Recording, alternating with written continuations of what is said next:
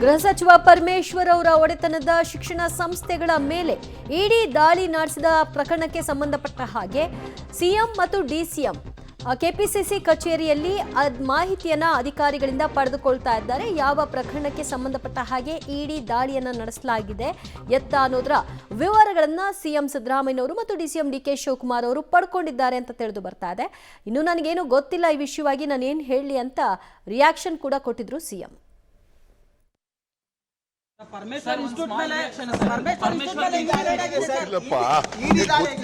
ಹೆಂಗ್ರಿ ಕೇಳ್ತೀರಿ?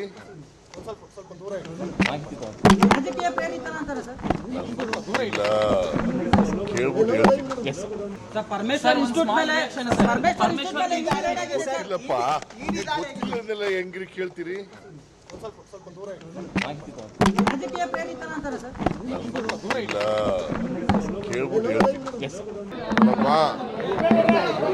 ಆ ಥರ